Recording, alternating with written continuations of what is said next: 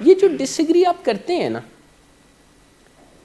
یہ ڈس ایگریمنٹ ہے، اس میں دم نہیں ہے، نہ یہ فیکٹ ہے، اور نہ ہی میڈیکل ٹریٹمنٹس کی دنیا میں یہ رواج ہے کہ پیشنٹس کے طریقہ کار پر چلا جائے۔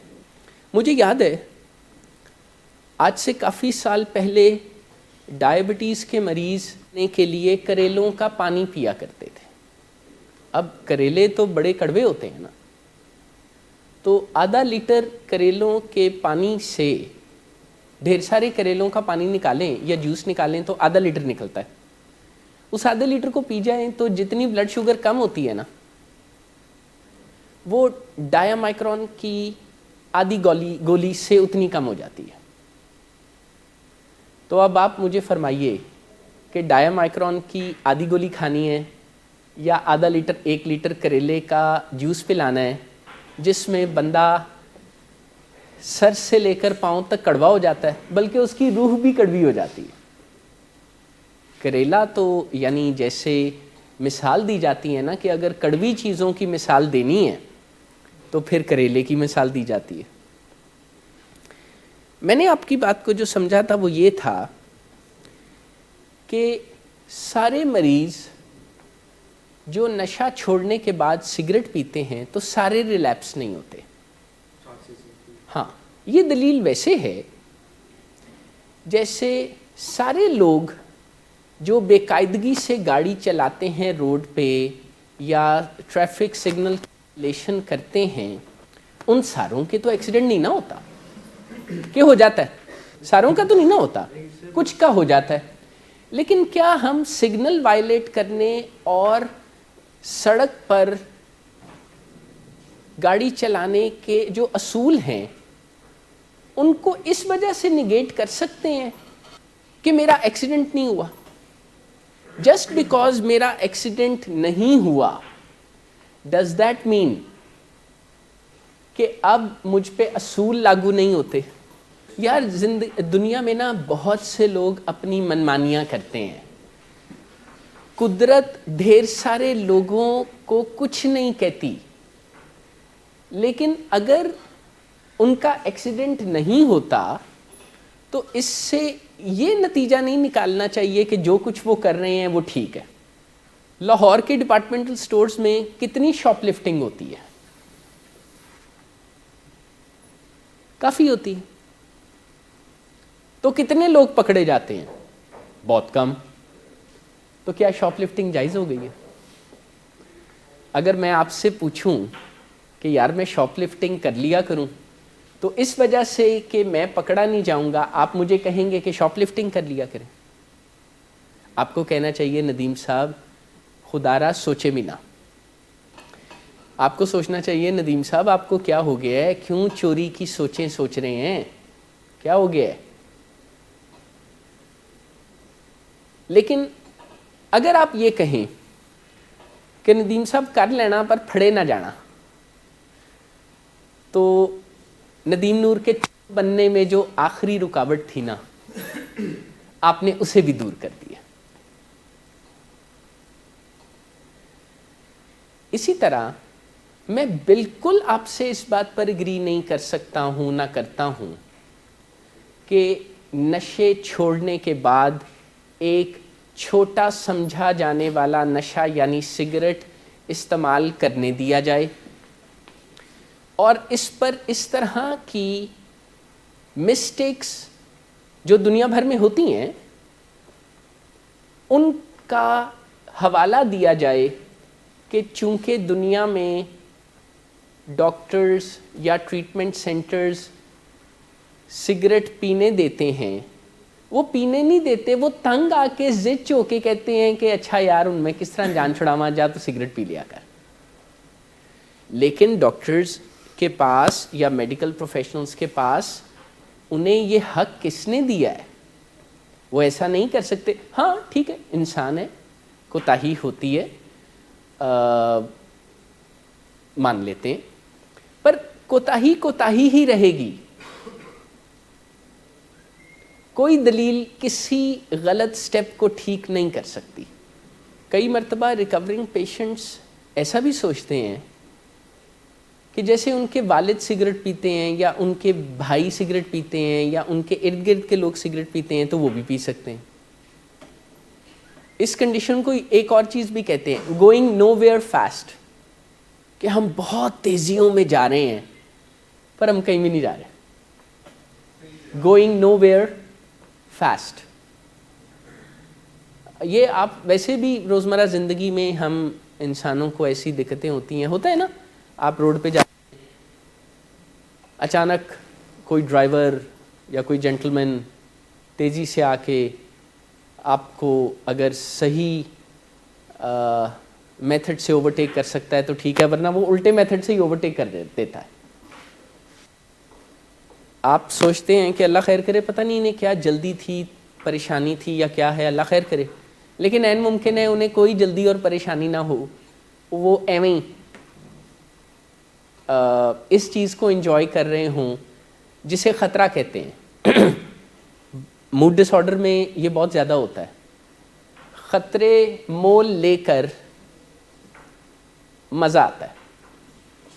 اسے تھرل سیکنگ بیہیویئر بھی کہتے ہیں. تھرل سیکنگ بیہیویئر سمجھتے ہیں؟ پرانا نام ہے پر ہے، یعنی خطروں. آپ کو اپنی اس دقت پر بھی کام کرنا چاہیے کہ آپ کا دل چاہتا ہے کہ آپ روپوں پیسوں کو بانٹیں. روپے پیسے بانٹنے کا جو سمٹم کا آپ کو سامنا ہے نا، جو آپ کو لگتا ہے کہ آپ نے منتھلی لگا رکھی ہے سرٹن لوگوں کی، وقتی طور پر اپنے آپ کو اس سے روک لیں. آپ کو شراب کی بیماری کے ساتھ جو موڈ ڈس آرڈر یا بائی پولر ڈس آرڈر ہے نا، اس میں انسان کے ذہن میں یہی ہوتا ہے کہ وہ لوگوں کی مدد کر رہا ہے، لیکن اصل میں وہ اپنی بیماری کے ایک سمٹم سے ڈسا جا رہا ہوتا ہے، جس میں روپے پیسے بانٹنا، روپوں پیسوں کا بے دریغ استعمال. کہ جیسے ہمارے مہمان ہیں، مریض ہیں، اور معاشرے میں سے آپ کوئی سے 20 لوگ نکالیں نا، جیسے ہر بندہ جا کے اپنا ہیئر کٹ تو کرواتا ہی ہے نا. ہمارے پیشنٹ جو ہیئر کٹ کروانے جاتے ہوں گے تو لمبی لمبی ٹپس دیتے ہیں. اچھا، بال بھی ایسی جگہوں سے کٹواتے ہیں جہاں پہ لمبے لمبے بل بنتے ہیں. اور ویسے اگر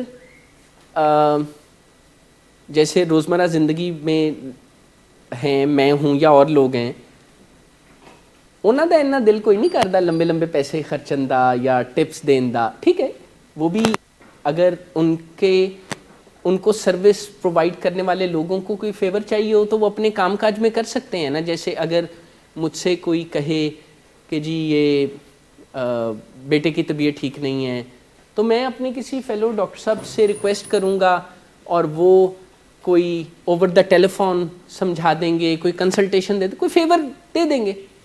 لیکن اگر میرے ہاتھوں پیسے لوگوں کو اس طرح بے دریغ میرے ہاتھوں سے نکلنے شروع ہو جائیں تو یہ بیمار رویہ ہے. ایک ہستی ہوتی ہے جسے خدا کہتے ہیں، آپ اس کے ذمہ لگا دیں لوگوں کا خیال رکھنا، اور اعتماد رکھیں کہ خدا جیسا لوگوں کا خیال کوئی نہیں رکھ سکتا. آپ یہ جو خدا کی ذمہ داری ہے وہ اسی کے پاس رہنے دیں. ابھی سر دست آپ نے ان مشکلات سے اپنے آپ کو بچانا ہے. ہم یا فیملی ممبرز اگر اس سلسلے میں آپ کو کچھ کہتے ہیں تو اس سے ہماری سوچی سمجھی اور میڈیکل سائنس کی جو ٹریٹمنٹ ریلیٹڈ نالج ہے وہ سمجھیں. تو میں آپ کو نا ایک بات بتاتا ہوں، اور میری بات سے قطعی طور پر یہ مطلب نہیں لینا کہ جو بچوں کی محبت ہوتی ہے والدین سے وہ کم ہوتی ہے. نہیں، بچے بھی بہت محبت کرتے ہیں پر بچوں کی محبت اور والدین کی محبت ذرا ڈیفرنٹ ہوتی ہے. مثلاً آپ اپنے والد صاحب کو یاد کرتے ہیں اور آپ کو بڑی کمزوری کا احساس، کمی کا احساس ہوتا ہے اور آپ انہیں مس کرتے ہیں، انڈرسٹینڈیبل. لیکن وہ دنیا سے جا چکے ہیں اور آپ ہمت کر کے اس دکھ غم کے ساتھ سمجھوتا کرتے ہوئے آگے بھی بڑھتے ہیں. لیکن میں آپ کو اب سمجھانے کے لیے ایک بات کہہ رہا ہوں، خدا نخواستہ اگر آپ کے والد زندہ ہوتے اور آپ کی زندگی کو کچھ ہوتا نا، تو آپ کے والد کا لائف سپین کم ہو جانا تھا. یعنی والدین کو تکلیف پہنچتی ہے تو بچوں کو اذیت ہوتی ہے، پر اللہ کی مرضی یہ ہے کہ پھر وہ کچھ اذیت کے بعد سیٹل ہو جاتے ہیں. تکلیف انہیں بھی بہت ہوتی ہے، لیکن اگر بچے کو کچھ ہو جائے نا تو والدین کو اذیت ہوتی ہے اور ساتھ ہی ساتھ انہیں کچھ irreversible چوٹیں بھی لگتی ہیں، جن میں سے ایک زندگی کا کم ہو جانا بھی ہے. آپ کے والد دنیا میں نہیں ہیں، لیکن آپ ایسا ہی سمجھا کریں جیسے وہ اگر کہیں سے آپ کو دیکھیں، ظاہر ہے وہ عالم ارواح میں تو ہے نا، انتقال سے پتہ کیا مراد ہوتا ہے؟ منتقلی، یعنی ٹرانزیشن، یعنی ہم ایک دنیا سے پھر دوسری دنیا میں، اللہ کی مرضی ہے، وہ ایک بڑا لمبا سا ٹاپک ہے. لیکن وہ جو آپ میٹا کوگنیشن یا میٹ کوگنیشن پڑھتے ہیں نا، میں آپ کو یہ بتا رہا ہوں کہ آئندہ آپ زندگی گزارتے ہوئے اس ٹول سے بہت فائدہ اٹھا سکتے ہیں. کہ آپ یہ سوچا کریں کوئی بھی اہم کام کرتے ہوئے، اور ساری زندگی اہم ہے، زندگی کے سارے کام اہم ہیں، کہ اگر اس وقت آپ کے والد آپ کو دیکھ رہے ہوں تو آپ کا کنڈکٹ ایسا ہی ہوگا یا مختلف ہوگا. کیونکہ میں یہ جانتا ہوں کہ آپ کے والد، میرے والد، یا ہماری زندگی میں اور بھی جو بہت اہم لوگ ہیں، جب ہمیں احساس ہوتا ہے نا کہ وہ ہمیں دیکھ رہے ہیں تو ہمارا کنڈکٹ اچانک چینج ہو جاتا ہے اور قاعدے قانون کے اندر آنے لگتا ہے. وہ جو ٹول ہے نا میٹا کوگنیشن کا، وہ بڑا فائدہ مند ٹول ہے. یعنی اگر ہم نے اپنے کنڈکٹ کو بدلنا ہو اور ہم جد و جہد کریں، محنت کریں، پر ہمارا کنڈکٹ اور ہمارا رویہ اتنا زوراور ہو کہ ہمارے قابو ہی نہ آ رہا ہو، تو ایک ٹول یہ ہے کہ ہم یہ سوچیں کہ اگر اس وقت یہ صاحب، یہ شخص، یہ پرسنالٹی مجھے دیکھ رہی ہوتی تو میں کیا کرتا. نشے کی بیماری سب سے زیادہ دھوکہ دہی پتہ کس کے ساتھ کرتی ہے؟ نشے کے مریض کے ساتھ. سب سے زیادہ وہ اسے ہی پہلے چھوٹی باتیں منواتی ہے، اور جب مریض واپس جانے جوگا نہیں نہ رہتا تو وہ آگے ہی بڑھتا رہتا ہے. نکلتا وہ گھر سے ڈرائیو کے بہانے ہی ہے، پھر کب وہ ڈرائیو دوستوں کی یا سلپری لوگوں کی سنگت میں بدلتی ہے، کب وہ نشے اس میں آتے ہیں، پتہ ہی نہیں لگتا. عادت تو بعد میں پڑتی ہے نا، شروع میں تو نہیں ہوتی نا. کوئی بھی پیشنٹ بننے سے پہلے صحت مند ہی ہوتا ہے نا یار. ایسا تو نہیں ہے کہ جو لوگ نشے کی بیماری یا کسی بھی بیماری کا شکار ہوتے ہیں وہ ہمیشہ سے ہی مریض تھے، ایسا تو نہیں ہوتا نا. لیکن یہی تو نشے کی بیماری کے انٹرسٹنگ ٹرکس بھی ہیں کہ اس میں اگر آپ نے کسی ایسی ڈائریکشن میں چھوٹا قدم اٹھا لیا جو آپ کو نہیں اٹھانا چاہیے تھا، یا جس کی طرف آپ کی توجہ دلائی جا رہی ہے کہ ایسا نہ کریں، تو چھوٹا قدم اٹھاتے ہی آپ بڑے قدموں کے لیے زیادہ ولنریبل ہو جاتے ہیں. یہ مقصد نہیں تھا کہنے کا کہ انڈور زندگی گزارنے کا مطلب ہے کہ پھر آپ گھر میں ہی ہیں. اس کا مطلب یہ تھا کہ کام کے کام، ضرورت کی ضرورت بندہ ضرور جائے، لیکن اس چیز کو انٹرٹینمنٹ سمجھنا، جسے گھر سے دوری کہتے ہیں، یا گھر والوں کی انگیجمنٹ سے آؤٹ ہونا، اس سے اور بڑی مصیبتوں کا راستہ ہموار ہوتا ہے. یہ اور بات ہے کہ گھر والوں کی انگیجمنٹ سے باہر ہونا بھی ایک مجبوری ایسے بن جاتا ہے کہ بندہ جب گڑبڑیں کر رہا ہوتا ہے یا نشے کر رہا ہوتا ہے تو گھر والے ایسی نظروں سے دیکھ رہے ہوتے ہیں یا ایسی گفتگو کر رہے ہوتے ہیں جس میں ان باتوں کا ذکر ہوتا ہے. اب بندہ کیا کہے, اب بندہ کیا بات کرے؟ تو اس کا پھر ایک حل یہ بھی ہوتا ہے کہ ایسے وقت جاگیں جب سب سو رہے ہوں اور ایسے وقت سوئیں جب سب جاگ رہے ہوں. اگر گفتگو کرنے والے امی یا بیگم صاحبہ یا ابا جی ہیں تو وہ ادھر سے آتے دکھائی دیں تو ادھر نکل جائیں, اور اگر ادھر سے آتے ہوئے دکھائی دیں تو ادھر نکل جائیں. کیونکہ نشے کی بیماری اور موڈ ڈس آرڈرز ایک پرپیچویٹنگ النس بھی ہے. یہ اپنے آپ کو آگے بڑھانے اور چلائے رکھنے کی طاقت رکھتی ہے. اور اگر 12 سٹیپ پروگرام دیکھیں تو وہ سارے کا سارا لائف سٹائل, سوچوں اور اپروچز کو بدل ڈالنے کا نام ہے, اور اس میں کچھ بھی نہیں ہے. ویسے جتنا کچھ اس میں ہے اور کہیں ہے بھی نہیں, لیکن اس میں یہی باتیں تو ہیں کہ جو بندہ ایڈمٹ نہیں کرتا, پہلے قدم پہ اس سے کہہ دیا گیا ہے کہ جناب کرو نا ایڈمٹ. جو بندہ کسی کی مدد کو ٹھکراتا ہے یا سمجھتا ہی نہیں ہے کہ میری کوئی مدد کر سکتا ہے, یا ایون ڈاکٹر حضرات یا صحیح ہو جانے والے, صحت یاب ہو جانے والے مریضوں سے کہتا ہے کہ آپ کو کیا پتہ, تو اس کو سکھایا جاتا ہے کہ came to believe that a power greater than ourselves could restore us to sanity, کہ میں اس خیال تک آن پہنچا کہ میرے علاوہ مجھ سے بالا تر کوئی طاقت میری مدد کر سکتی ہے. یعنی پہلے کی اپروچ, پہلے کے رویے اور پہلے کے لائف سٹائل کو بدل ڈالنا, انہی تمام چیزوں کو تو 12 سٹیپ پروگرام انکمپس کر رہا ہوتا ہے, اور بھی اس میں بہت سی چیزیں ہیں. پر یہ ٹھیک نہیں ہے کہ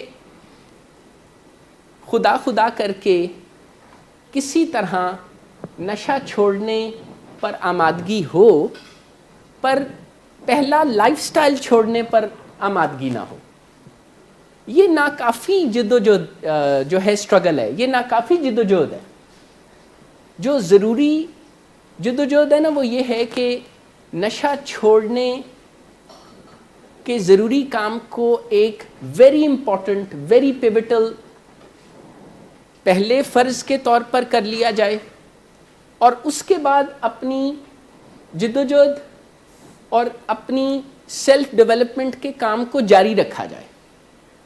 پر ہمیں یہ دیکھنے کا موقع بھی ملتا ہے نشہ چھوڑنے کے بعد بادل نخواستہ بہت ساری جدوجہد اور مداخلت اور اصلاحی کوششوں کے بعد کسی نہ کسی طرح نشہ چھوڑنے پر کچھ آمادہ ہونا, پر پرانے رویوں اور پرانے طرز زندگی کو جاری رکھنے کی سوچ رکھنا یا عملی طور پر اسے کرنا, یہ فائدہ مند نہیں ہے. And it does not work.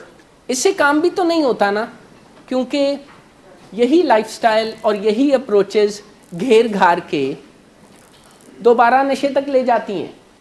یہ اور بات ہے کہ اس وقت نہ دکھائی دیتا ہے, نہ سمجھ میں آتا ہے, اور اگر کوئی توجہ دلائے, جیسے ڈاکٹر صاحب کہہ دیں یا والد کہہ دیں یا والدہ کہہ دیں یا کوئی فیلو ریکورنگ پیشنٹ کہہ دے کہ بھائی یہ جو آپ کر رہے ہیں it is not going to work, یہ آپ ٹھیک نہیں کر رہے ہیں, تو آواز بھی سنائی نہیں دیتی. اسے ہی نشے کی بیماری کہتے ہیں. اس کے اندر یہ گرگٹ کی طرح رنگ بدلتی ہے.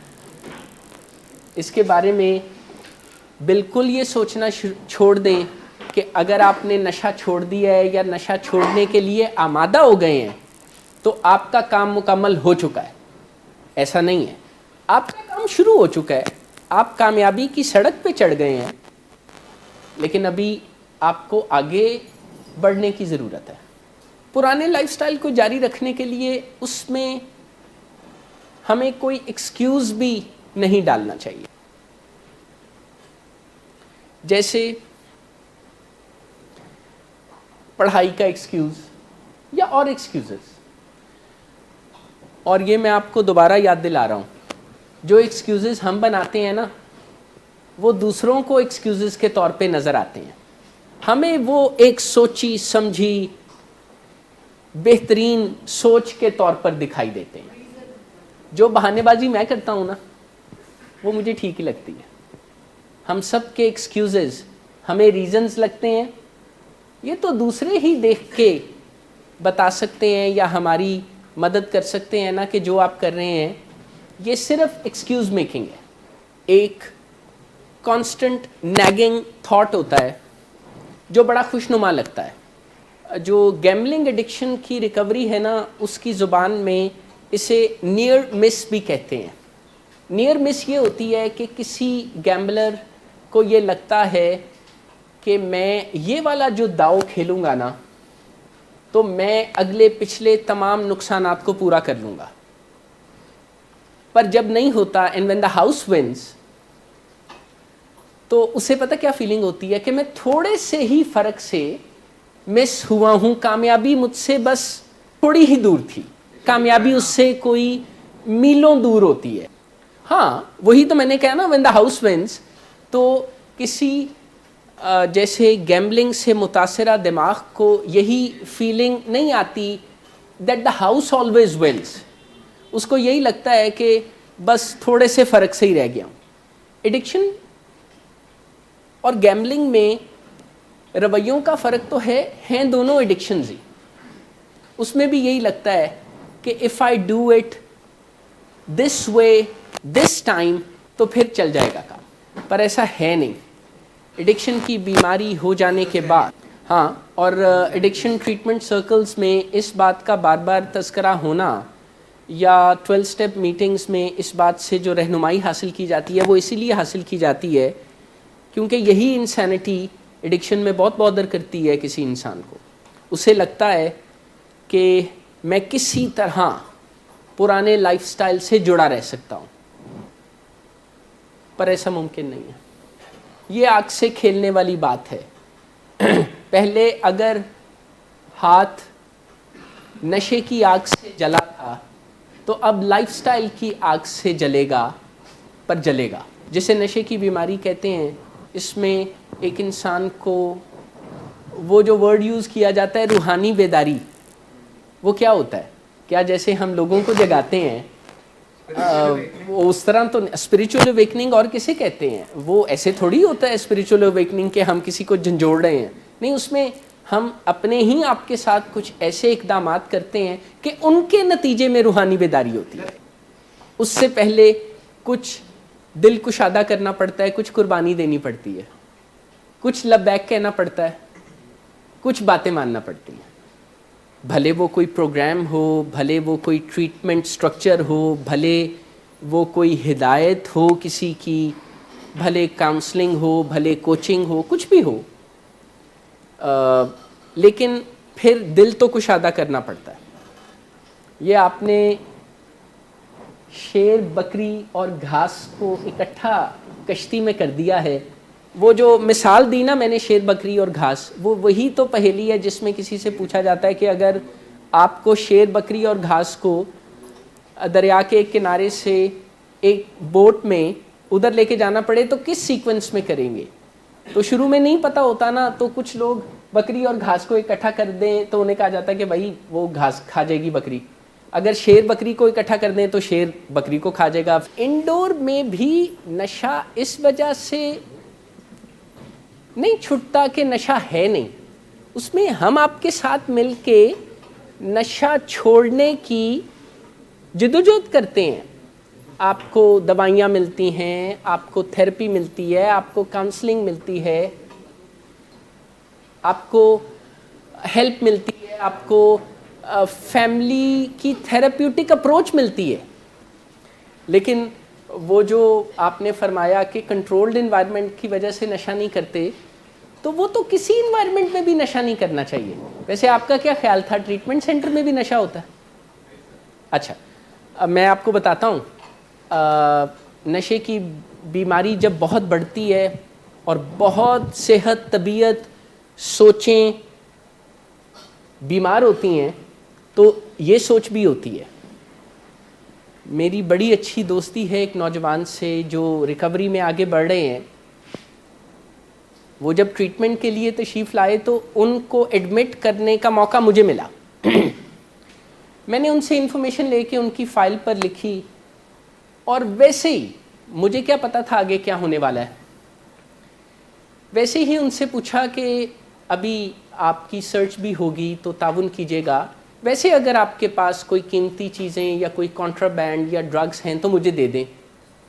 تو انہوں نے اپنی ملٹیپل پاکٹ پینٹس کی جیبوں میں سے پڑیاں نکالنی شروع کیں جن کی تعداد 23 یا 25 تھی, اور وہ 40 گرام سے زیادہ ہیروئن تھی. میں نے ان سے پوچھا کہ یہ آپ کے پاس تو ہیروئن ہے, تو آپ تو ایڈمٹ ہونے کے لیے تشریف لائے ہیں. کہتے ہیں وہ میں نے یہاں پر رہ کے کرنی تھی نا, میں آہستہ آہستہ چھوڑ دوں گا. اندر سے میرا ساں خشک ہو گیا کہ جے اے جینٹل مین ڈرگ لے کے چلا جاتا تے انہیں تے اپنے آپ مار چھڑنا سے. لیکن آپ ذرا سوچ کا زاویہ دیکھیے کہ علاج کرانے بھی تشریف لاتے ہیں تو یہ سوچ ہوتی ہے کہ ادھر بھی, اور آپ نے صحیح فرمایا ہے, آپ جیسے آپ نے بولا تو سچ ہی ہے. ٹھیک ہے, میری کاؤنسلنگ کے ذریعے میں ابھی تک آپ کو کچھ باتیں سمجھانے میں ذرا سلو ہوں, پر آپ نے بات صحیح کہی ہے. یہ سوچ ہوتی ہے کہ ہم یہاں پر نشہ اس لیے نہیں کرتے کیونکہ یہ کنٹرولڈ انوائرمنٹ ہے. بھائی جان کسی بھی جگہ نشہ نہیں کرنا چاہیے, نشہ کرنا کرائم ہے. مجھے بتا دیں وہ جگہ جہاں نشہ کرنا چاہیے. کیا گھر میں نشہ کرنا چاہیے؟ کیا سڑک پہ نشہ کرنا چاہیے؟ نشہ کسی جگہ, کوئی جگہ نشہ کرنے کے لیے نہیں ہوتی.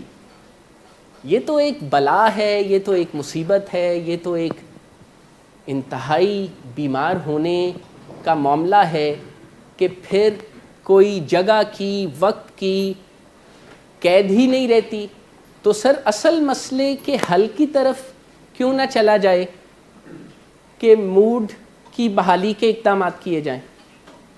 مجھے مشکل پیش آتی ہے جیسے مینج کرتے ہوئے بارہا یاد دہانی بھی کروانی پڑتی ہے, خود بھی ذرا ہوشیار کہا جائے کہ رہنا پڑتا ہے, آنکھیں کھلی رکھنی پڑتی ہیں, کیونکہ ریکوری جب بالکل ابتدائی سٹیجز پر ہوتی ہے نا سفیان بھائی, تو لاپرواہیاں نہیں کی جا سکتی, اور وہ لاپرواہیاں بڑی خوشنما انداز میں ذہن میں آتی ہیں.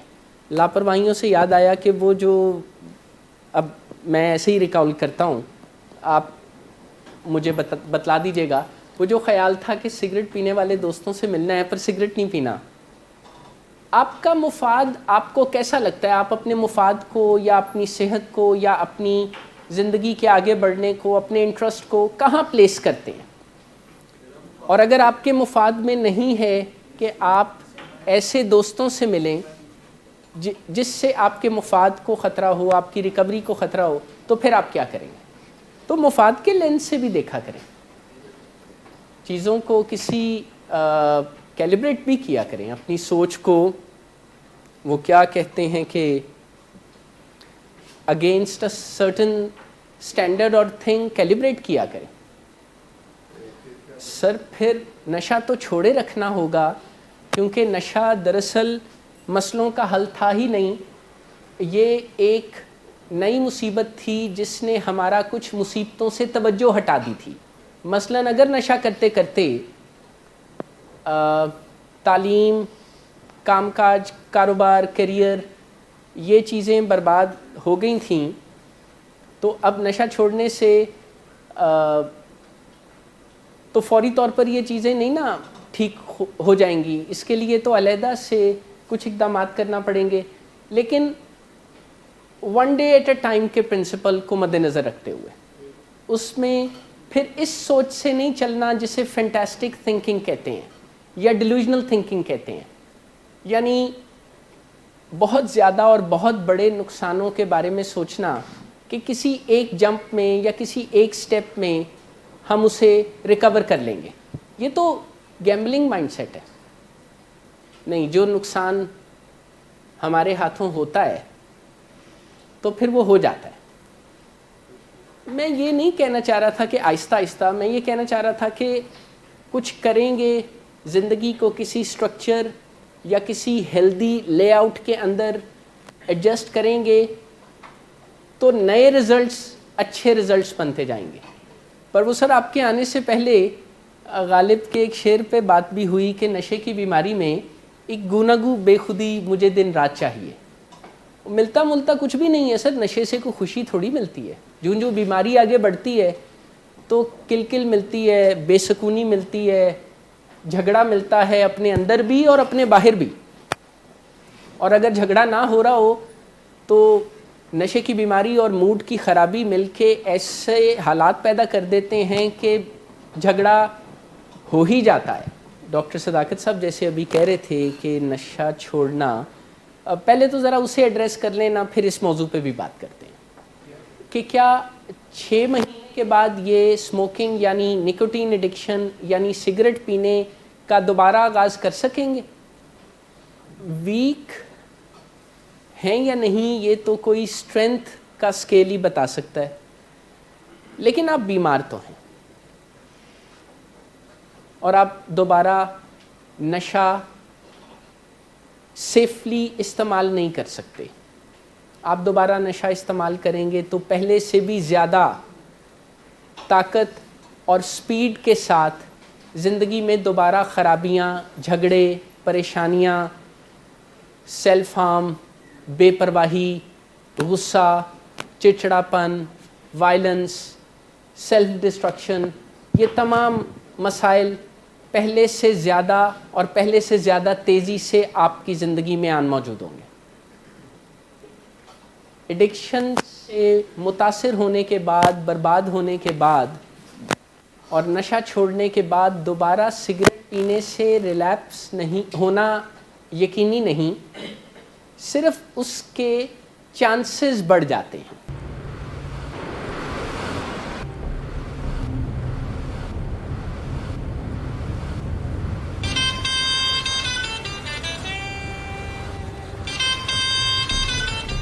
اچھا، تو ابھی تک تمہارا اس چیپ لڑکی کے ساتھ چکر چل رہا ہے؟ تم کون ہوتی ہو مجھے پوچھنے والی؟ اوکے، اور تم ان گھٹیا لڑکیوں کے ساتھ گل چھرے اڑاتے پھرو تو میں چپ بیٹھوں.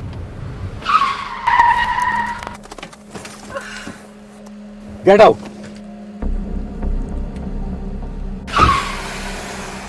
شراب نوشی کی وجہ کردار کی خرابی نہیں، موڈ کی خرابی ہے.